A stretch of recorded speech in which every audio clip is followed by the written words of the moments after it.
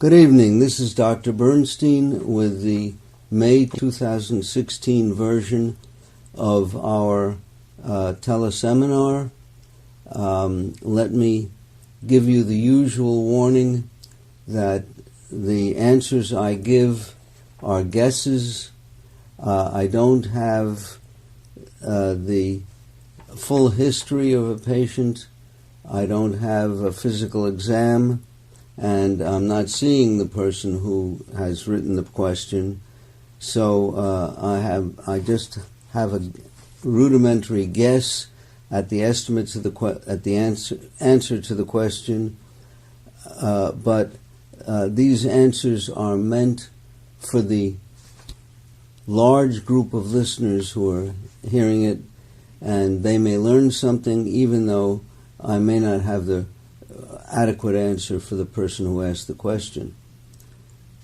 Now, the special subject for tonight is as follows. It really is related to an article that was published in the journal Diabetes in 2007.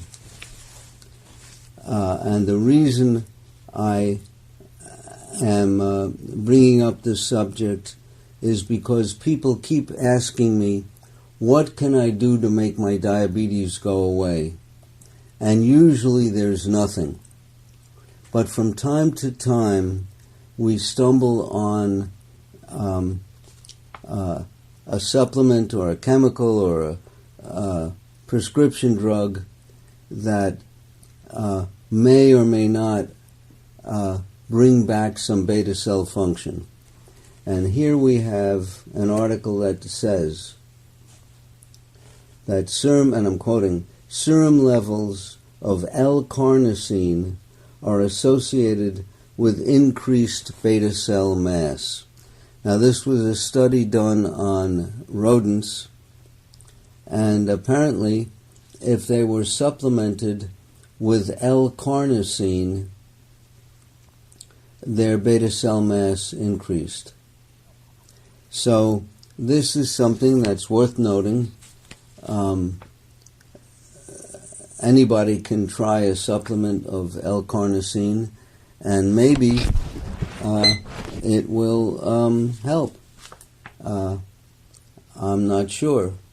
I might add that there are other studies that show that L-carnosine inhibits the formation of oxidized LDL, that L-carnosine supposedly can prevent the oxidation of LDL. And we know that oxidized LDL is a risk factor for heart disease.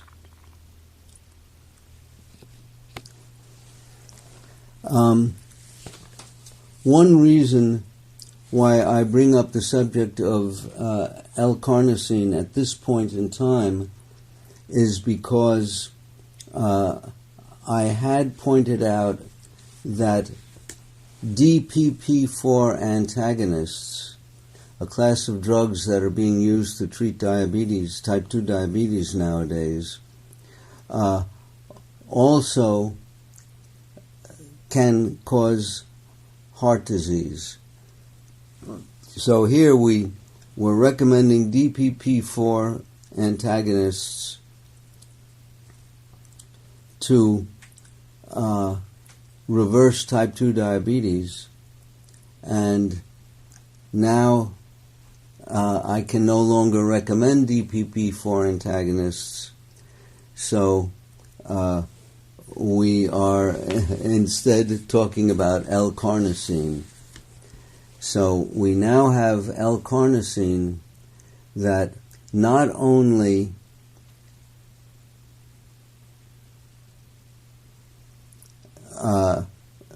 increases beta cell mass in some studies, but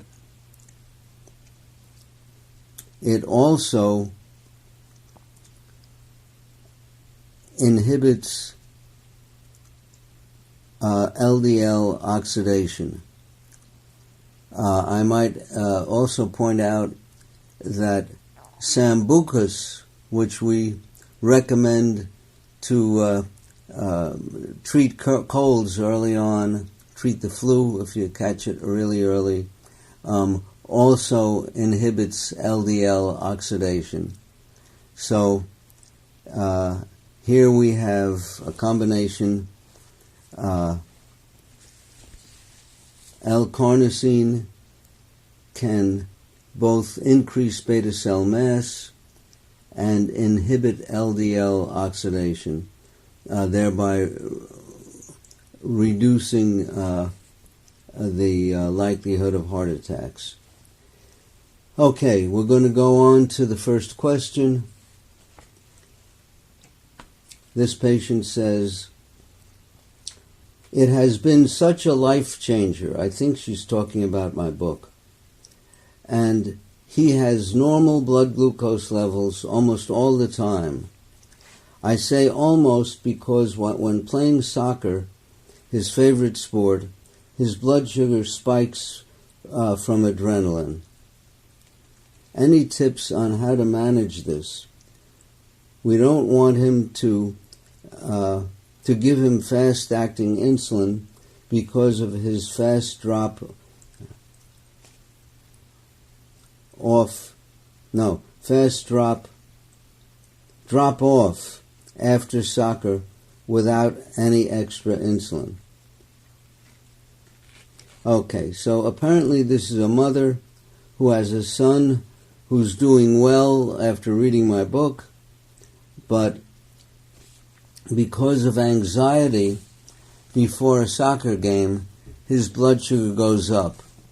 Although later on, hours after the soccer game, his blood sugar drops. This is not uncommon. We actually talk about it in my book, Diabetes Solution. And what we do with kids who have this problem, and also with adults who have problems of blood sugar elevation when they talk in public or perform.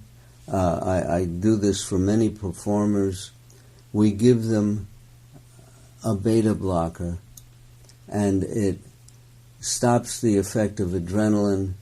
It's an adrenaline antagonist, and we give it to kids before sporting events that raise their blood sugars, and they do fine. It's a little short of miraculous, so you have to ask your doctor to provide a rapid-acting beta blocker. The one that seems to be most rapid-acting is propanolol, but there may be a newer one that works even faster or whatever. It's great. Use propranolol to prevent blood sugar increases during events that cause anxiety. Let's see. I am an anesthesiologist and diabetic. First, I would like to say I cannot thank Dr. Bernstein enough for the guidance. Secondly, my question is about a recent patient that was coming to the operating room for major orthopedic surgery. Hemoglobin A1C was 8.6, which is an average blood sugar of around 250 milligrams per deciliter. On the pre-surgery visit, I raised the discussion of whether the case should be canceled until the patient had better glycemic control. Several internists said that it was not necessary. They claimed that the risk factor for perioperative complications with diabetes was simply being a diabetic and not the degree of control. They felt good perioperative glycemic control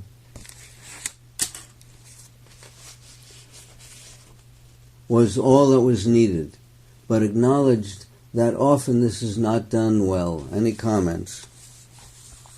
Well, I guess I agree with them. If you keep blood sugars close to normal before the surgery, during the surgery, and during the weeks thereafter, you shouldn't have a higher incidence of infections or other complications caused by the diabetes. So that's basically it. There may be a situation that challenges this, but I cannot think of it offhand.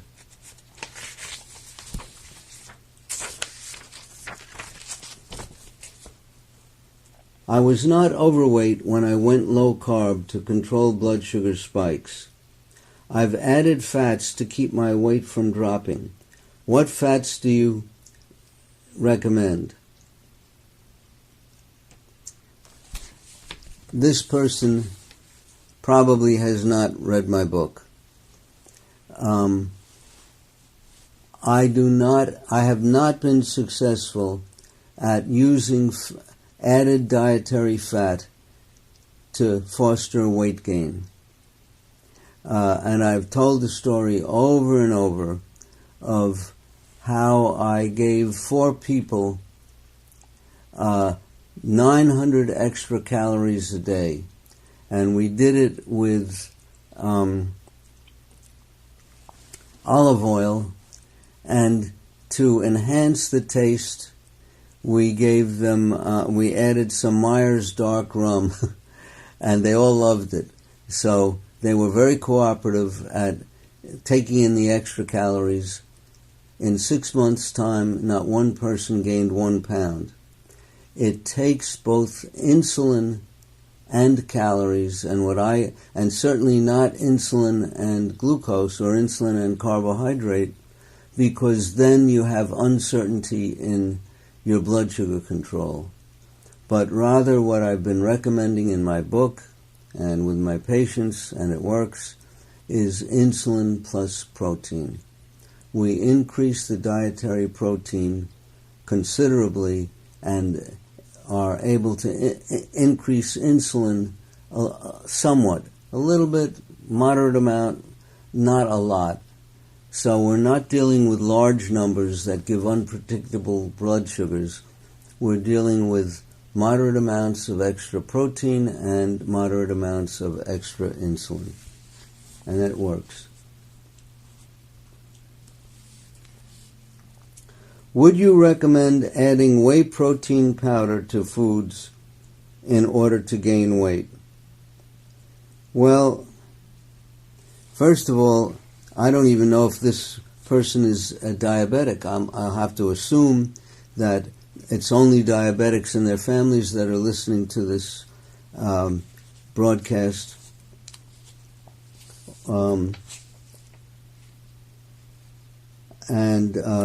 Again, if you increase protein and insulin, then the whey protein powder is one way of doing it. It's not necessary to use whey protein powder. If you're a vegetarian, on the other hand, and don't want to eat meat or meat products like eggs or cheese, then indeed you're stuck with whey protein powder. But of course, whey protein is a milk protein which is derived from animals, and if your religion allows you to use it, using whey protein and insulin is one way of gaining weight, I guess.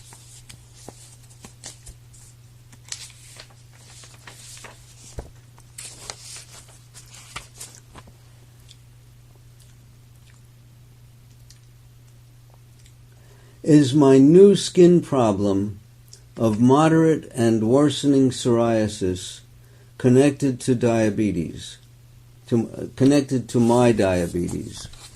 Well, I've been trying to persuade the medical profession for close to 30 years that people with diabetes almost universally have psoriasis.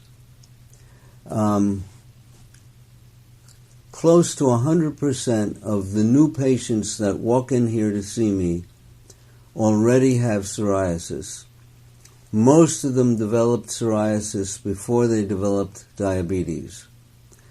I have not seen any indication, either with my patients or with my own psoriasis,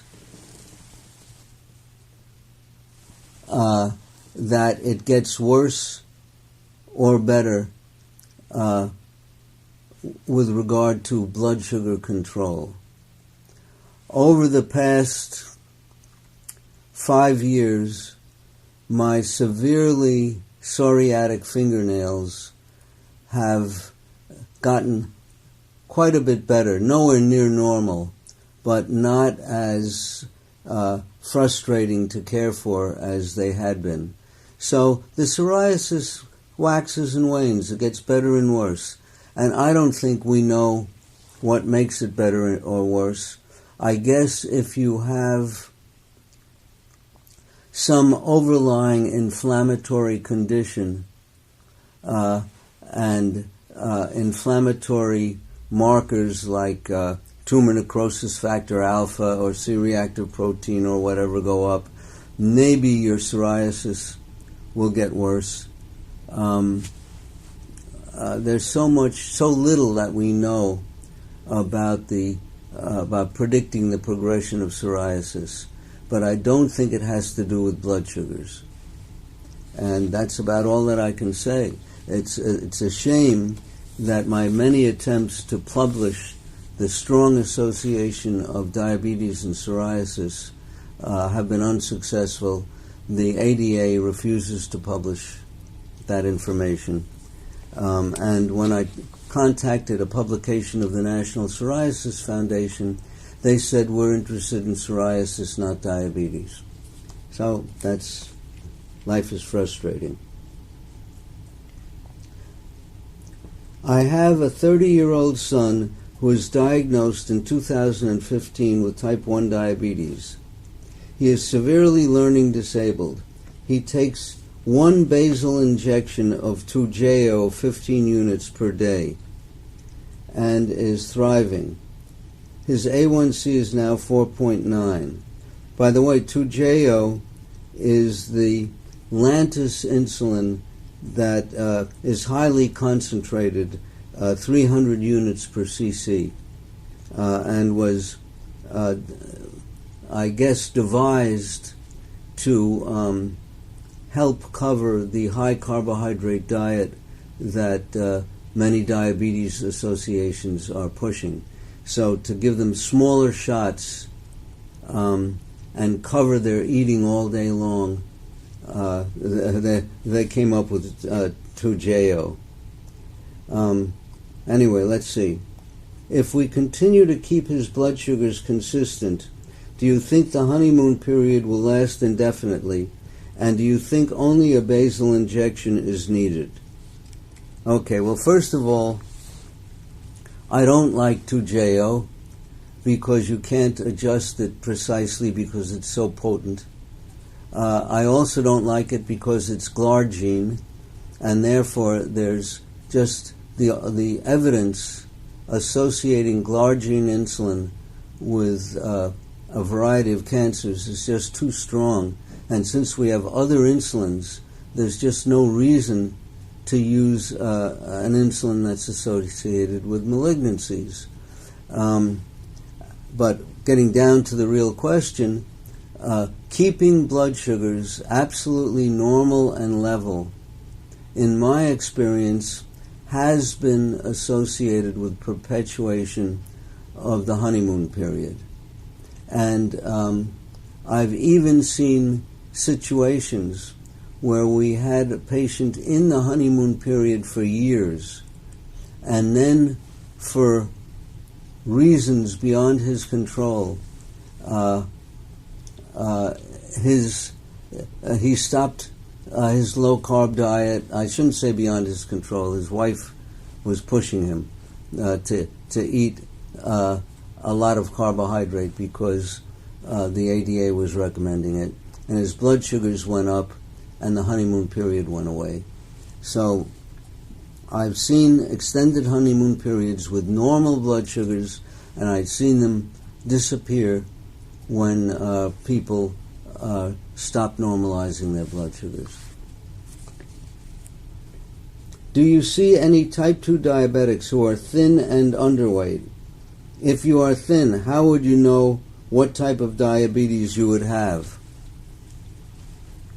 It's a very good question, and quite honestly, when people ask me this, I say to them, what would you do differently if you knew that you had type 1 or type 2 diabetes, differently than we're doing now to normalize your blood sugars? And they'll say, I don't know. Probably nothing. I think that the emphasis should be on normalizing blood sugars, not trying to figure out what kind of diabetes you have. Sure, people who have no history of ketoacidosis, no history of having detected autoantibodies to insulin or GAD or a dozen other parts of the beta cells may, and even if they're not obese, they may be type 2 diabetics. Maybe. They may be making a lot of insulin. But they also may be mild type 1 diabetics. And is it really worth the effort trying to figure out what name to put on their diabetes? I've seen many patients who have seen chief endocrinologists at major medical centers and universities who were given diagnoses that of one kind of diabetes or another that didn't make sense to me. And it didn't matter anyway, because the kind of treatment is dependent upon how the blood sugars react to the treatment, not the name that you put on the disease. For example, I have kids who are clearly type 1 diabetics who I'm giving metformin because they're insulin resistant because of puberty. Or they may be type 1 kids who later became overweight from following the ADA diet and high doses of insulin. And we may be giving them metformin, but they're clearly type 1 diabetics because they were thin when they were diagnosed, et cetera, et cetera. So it's just a waste of time.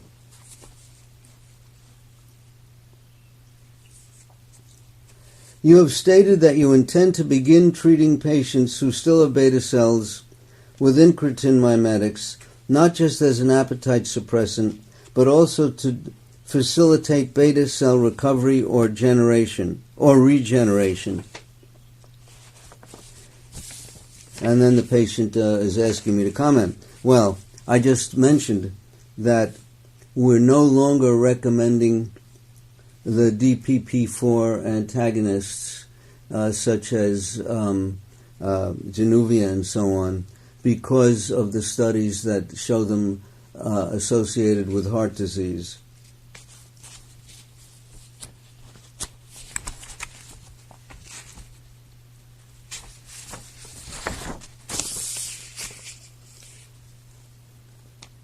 How to get a type 1 10-year-old to gain weight without growth retardation? Well, I'd suggest that you read my book. And you know now, from what I said earlier, what I'll be saying in the book, namely insulin plus protein. You increase his dietary protein and cover it with insulin. And certainly, you must normalize blood sugars.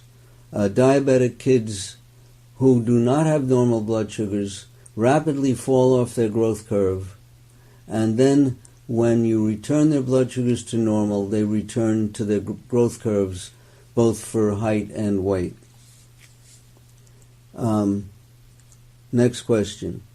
32-year-old type 1 diabetic, diagnosed 6 months ago.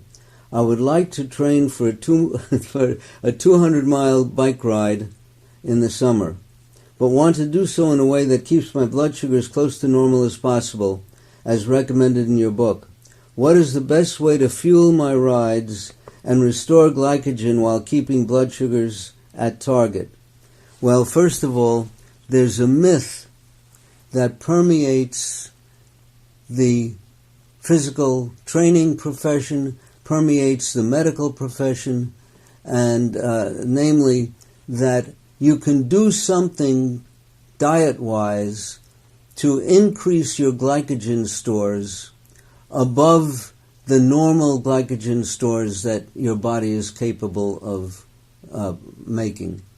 And the average human of average weight, let's say 150 pounds, can make 300 grams of glycogen stored in their liver and muscles, and that's it. They cannot make any more. There's no artificial or magical way of storing huge amounts of glycogen. So if you're going to run a marathon, you're going to have to be replacing blood sugar continually. So what's the best way of doing that? You could be using the small bottles of liquid glucose that I use to treat my blood sugar when it goes low. Each capful of this stuff is 1 gram of glucose, and you're going to have to do it by trial and error. So every few minutes you take a little slurp of the liquid glucose. Another way would be to carry with you glucose tolerance test drinks, the bottles that they sell for doing glucose tolerance tests. Those are larger bottles, they're heavy, and I don't recommend them. So these are plastic, they're lightweight, and you might fabricate some kind of belt that you put around your waist where you have these things stowed in the belt. Or you can have one of these big pockets that you put around your waist, loaded up with these things, and every time you finish one, you throw it away. Or you have other people meet you periodically along the way, as they do in formal marathon races, and check your blood sugar and give you glucose. That's the much more appropriate way. You should be stopping, checking your blood sugar, covering it with glucose, and by doing that, you get an idea of how rapidly you are using up the glucose that you're drinking. I can't think of any other way. Eating protein is not going to work fast enough. Having a lot of protein in advance, it'll be sitting in your stomach, and running slows digestion, so that's not going to really help you. You really need pure glucose. I can't think of anything else. Eating things like crackers and cookies and stuff like that, that's not going to be fast enough. So that's all I can think of. Which do you prefer and why? Novolin R or Humulin R? Both of these are regular insulin, also called crystalline insulin. Regular insulin is the kind of insulin that I recommend to cover meals. And as far as I can tell, Novolin R and Humulin R are identical. They have the same potency, they have the same timing, and they're equivalent. You can switch back and forth between one and the other. Now, if anyone wants to do experiments and finds out that I'm wrong, please let me know, because it's important information. But my patients have been using both of these for 30 years, and we have yet to discern a difference. I have been eating close to your recommendations and found that I have acidity in my urine. Is this something I should be concerned about, and what are some recommendations? Well, urine is supposed to be acidic. I don't know why you're testing it for acidity. The acidity is pretty well controlled by the kidneys, but it could vary with the diet. Citrus fruits, for example, might raise the acidity, but what would worry me is if the urine were alkaline, not if it were acid. It's supposed to be acid. I am a type 1 29-year-old female, 5 foot 4 inches tall, and currently weigh 160 pounds. What do you recommend as a goal weight? I currently take about 30 units of insulin a day. Does that make me insulin resistant? Well, first of all, I would suggest you read my book.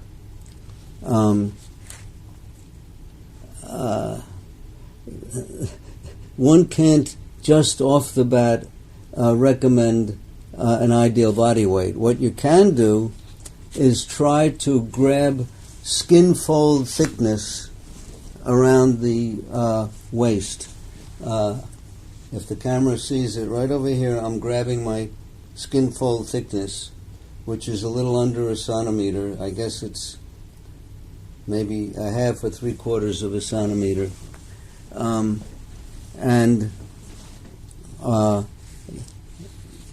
Non-overweight would be about a half centimeter. That means you don't have any abdominal fat. And so your ideal body weight probably is to get that down to a half centimeter. Now, what if you're too thin? Again, I'd have to look at you and see. And you could probably tell by looking in the mirror. Or you might ask your friends to look at you. In any event, 30 units of insulin is a lot of insulin for a person as small as you. And you currently weigh 160 pounds, which means you're pretty fat. We might even call you obese. So I think you have a long way to go to get your weight down, and you should read my book, because that should be of help. What role should lentils play in a diabetic diet? It should play a zero role. Again, if you read my book, you'd see that lentils turn rapidly to glucose when they encounter the amylase in your saliva, just like bread does, and they will rapidly raise blood sugar. I notice in your new book you still prescribe Actos. What is your opinion of the bladder cancer theory? My recollection is that the latest study trying to find a higher incidence of bladder cancer with Actos came up with virtually nothing. First of all, bladder cancer is very rare. Secondly, the initial reports were that it was increased slightly or moderately, and if you increase something that's close to zero moderately, you're still close to zero.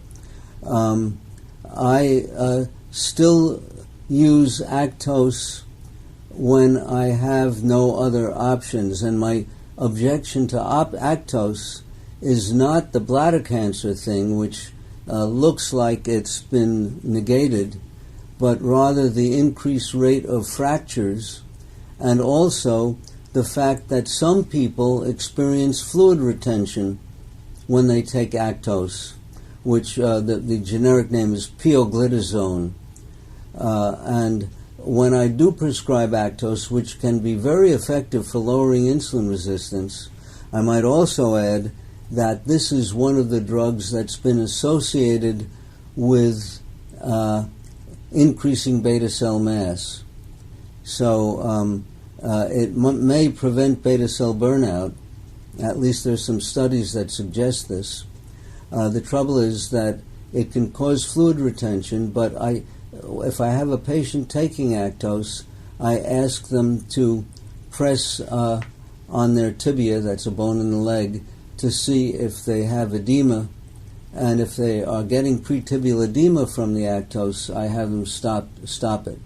Not that pretibial edema killed anyone per se, but it increases fluid retention, which can be detrimental if you have chronic venous insufficiency or if you have congestive heart failure and so on. So I just don't want people to have pretibial edema.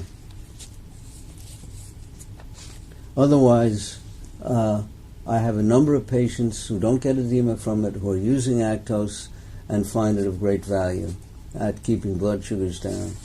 And it facilitates weight loss because you need less insulin, either injected or self-made, if you're using the Actos.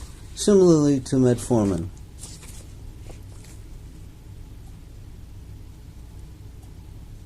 What can be done about my diabetic medications, metformin, Januvia, and glipizide, causing chronic diarrhea? I live on Imodium, that's an antidiarrheal agent. Colonoscopy is negative. Well, I think first of all you should read my book, Diabetes Solution. Secondly, you might want to get a physician who knows more about medications. Of the various medications that you're taking, the only one that causes diarrhea is metformin. And for some people, it's chronic. That is, no matter what you do about how you take the metformin, it will cause diarrhea. That's for some rare individuals. For most individuals, and whenever I start using metformin for somebody, I follow certain rules. One, I don't use generic metformin because it's much less potent at lowering blood sugars than the brand name glucophage. And it's also, the glucophage is more consistent from one batch to the next. That's number one. Number two, if I'm starting someone on metformin, I start them with the timed release form, the XR, because that's less likely to cause diarrhea. Not only that, I will give it at the end of a meal, which makes it less likely to cause diarrhea.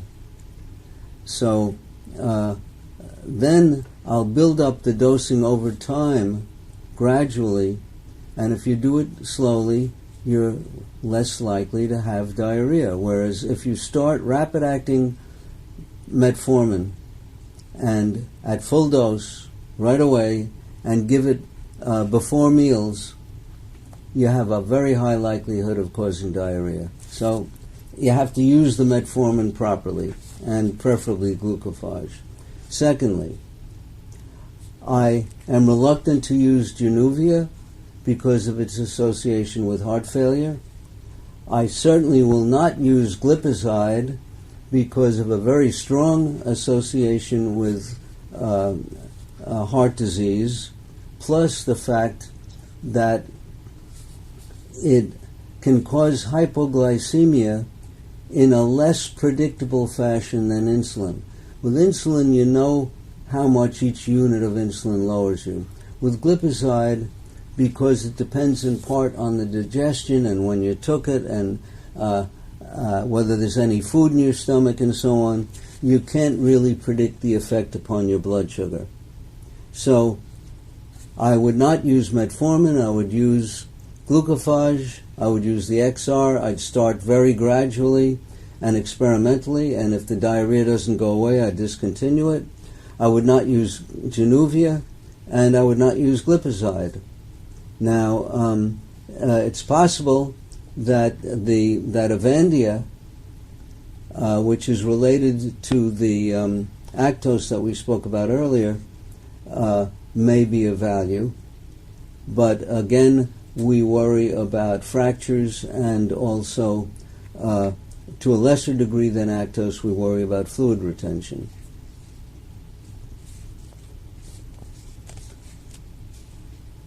Now, there's one more thing that I have to mention if you have diabetes and chronic diarrhea.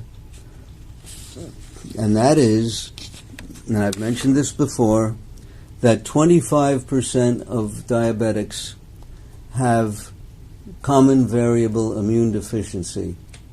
And this may involve a deficiency of the antibody or class of antibodies called IgA, immunoglobulin A.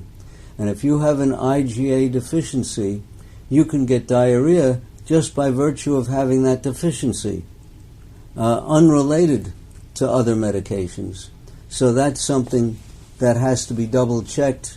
Well, you could stop the metformin and see if the diarrhea goes away. And if it doesn't, you should get your IgA levels checked. I have now reached an A1C of 4.1% through diet and exercise, still have a sweet tooth, and eat a significant amount of stevia and erythritol every day. Do you know of any adverse effect caused by eating too much of these sugar substitutes? I've had swollen feet these last weeks and have to get up to pee several times per night. Well, getting up to pee might be due to the erythritol, which is a sugar alcohol that can cause edema. I would think that it's not going to make you pee because it's causing fluid retention, and that may be what caused your legs to swell up. There's one other point to make, namely that erythritol, as it is sold in powder form, not the tablet form, but the powder form, contains 1% or about 1% glucose, and therefore can raise your blood sugar.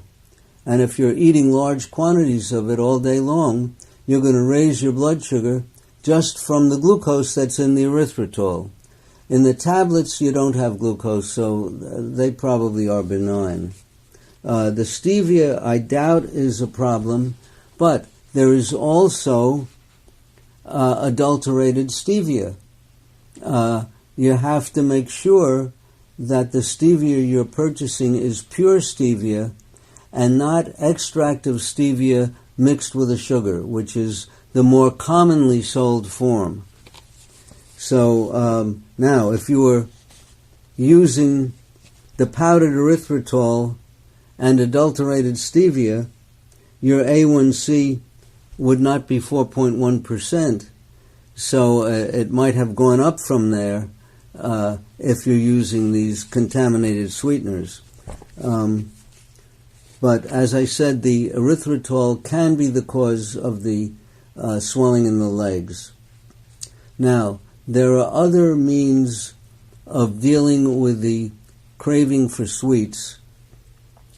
We have several approaches that we're looking at right now.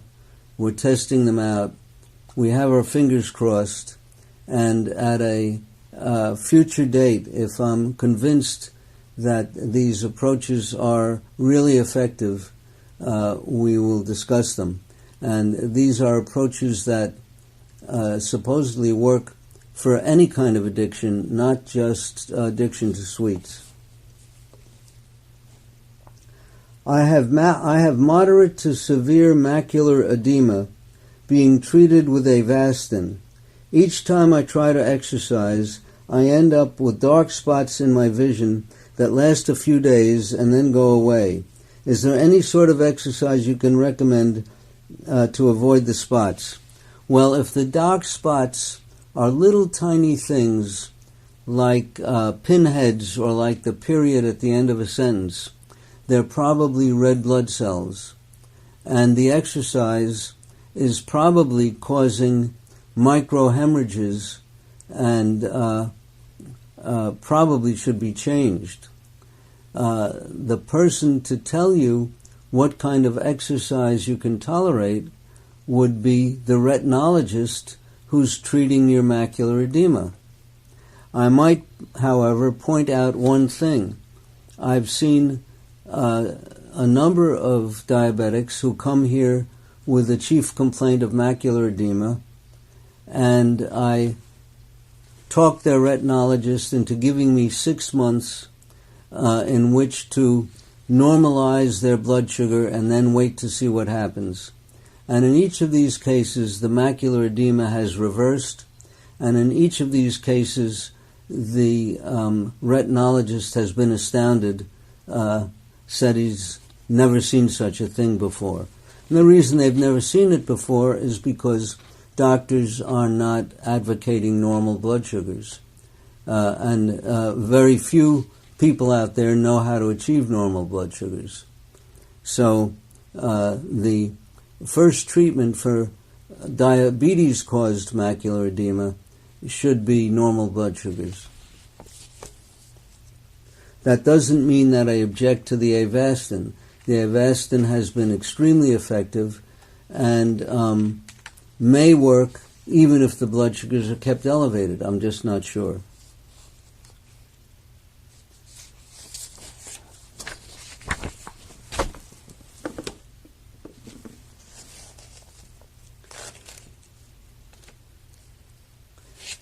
Is excess protein bad, especially if you have diabetes, a myth? We've spoken about this. It's reviewed in my book. In fact, I even have a section in the appendix that's dealing with this. I don't know what excess protein means. I do know that for years, the American Diabetes Association has promoted high carbohydrate, low fat, low protein diets and caused irreparable damage. I live on a very high protein diet, and that's what's kept me alive with diabetes for 70 years. That's not my age, I'm 82, but I've had diabetes 70 years, and I would have been long gone if it were not for a high-protein diet. Now, there is some evidence that if you are several months away from dialysis, if your kidneys are almost totally gone, your creatinine clearance is around 5%, maybe less, that if you go on a low-protein diet and substitute certain medium-chain amino acids for the dietary protein, you might put off the dialysis by a few months. Maybe. The evidence is uncertain. But as far as the long-term effects on the kidneys, it's the high blood sugars that cause diabetic kidney disease, not the dietary protein. It's interesting that the investigator who originally popularized the idea that dietary protein accelerated diabetic kidney disease in mice, 5 years later did a study where he kept the mice at normal blood sugars, they were diabetic mice, and had no effect. The half were on a high-protein diet, half were on normal rat chow, and they were clamped at blood sugars of 90, and none of them got diabetic kidney disease, none of them developed diabetic complications. So the answer is normal blood sugars, certainly not restricting protein.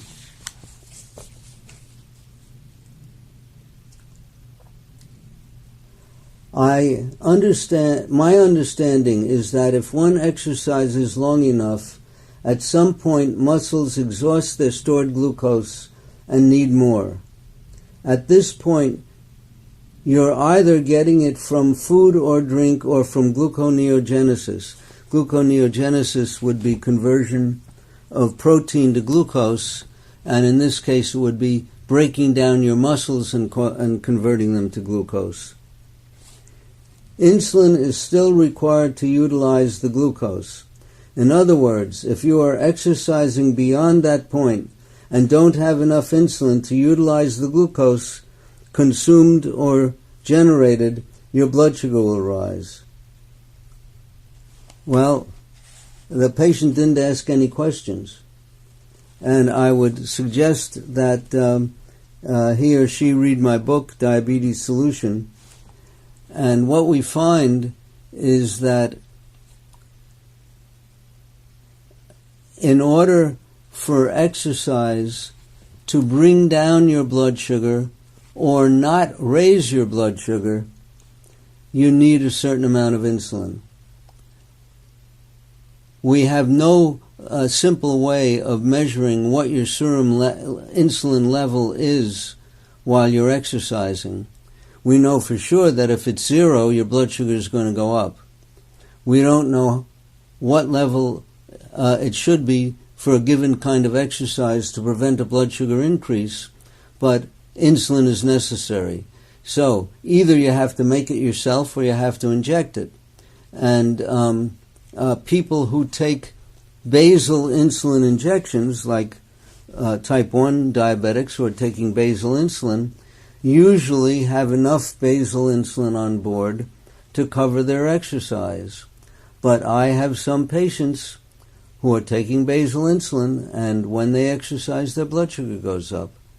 So they may ideally have to take added injected insulin to cover the exercise. Or they may not be exercising heavily enough. They may be stimulating their counter-regulatory hormones like adrenaline and cortisol, but not have enough insulin on board to offset those. And if they exercised more strenuously, exercise will do one thing that insulin does. It moves glucose transporters. If you look at my Dr. Bernstein's Diabetes University session on glucose transporters, where we illustrate insulin receptors and glucose transporters, you can see how insulin moves glucose transporters to the surface of cells. Exercise does the same thing and helps put glucose into the cells. So if you have strenuous enough exercise, you actually do the same thing that insulin does. Next question. Is it safe to have a martini or two in the evening while taking Glucophage XR? I was told that alcohol while on metformin was harmful to the liver. Well, yes and no. Metformin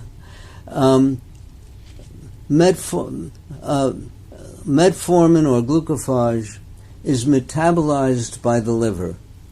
If you did not have a liver, the blood levels would keep going higher and higher, and you'd probably eventually get to a toxic level. But when you're taking two drugs that both are metabolized by the liver, there's a good chance that blood levels of both drugs are going to go up. So, if you were taking metformin and fluconazole, both of which are metabolized by the liver, chances are that both your serum fluconazole levels and your metformin levels would go higher. Well, alcohol is metabolized by the liver, so you have the same competition for the enzymes that metabolize these substances, and yes, there's a good possibility that the blood levels will go up. It's not that you're going to destroy the liver by having alcohol and metformin, it's that you're going to raise blood levels. But there's another problem with having a martini, and that is at meals is the most dangerous time for hypoglycemia related to alcohol consumption. Again, this is covered in my book, Diabetes Solution, especially if you're injecting insulin to cover a meal. That insulin is covering not just carbohydrate, but also protein. And the liver plays a role in converting protein to glucose. And if the liver is paralyzed and you took insulin for a certain amount of glucose, and then you paralyze the liver with alcohol, your blood sugar is going to go down. You're taking too much insulin, so you'll cause hypoglycemia. Will that also happen with metformin? Metformin's not as potent as lowering blood sugar as insulin is. So the chances are you won't get hypoglycemia, but the only way to find out is to try it. So that's an interesting experiment.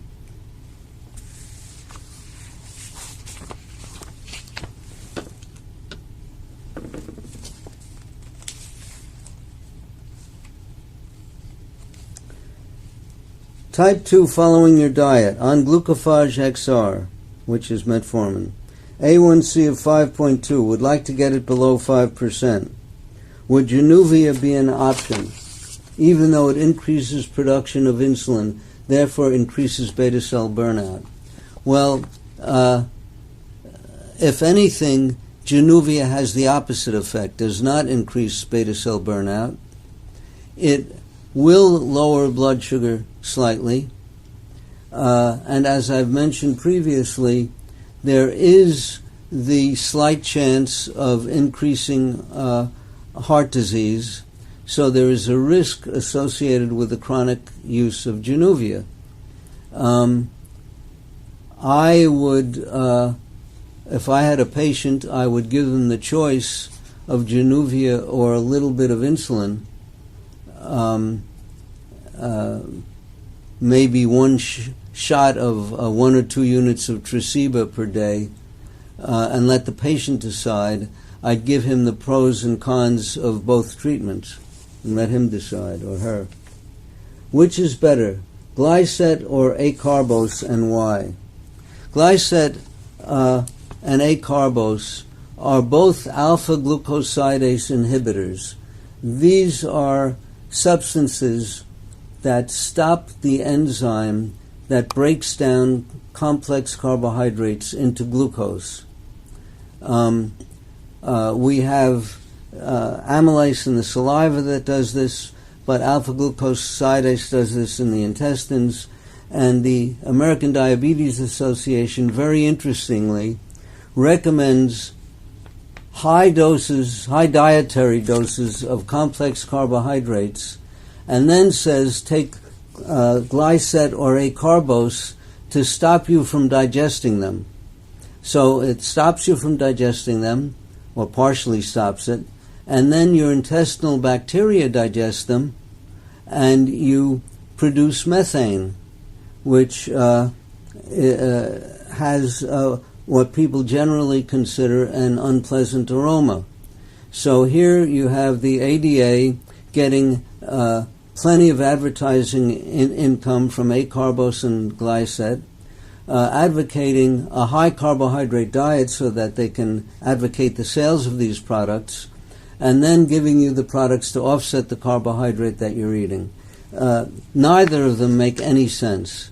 You can't say one's better than the other. They're equivalent, and they both make a lot of methane with the help of bacteria.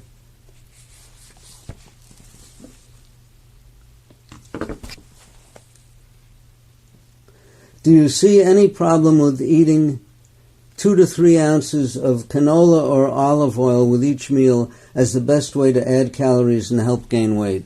Well, I already mentioned that I've never been able to have anyone gain weight by eating more fat. And we now know from many studies that it's the carbohydrate that puts a lot of weight on, but it also raises blood sugar.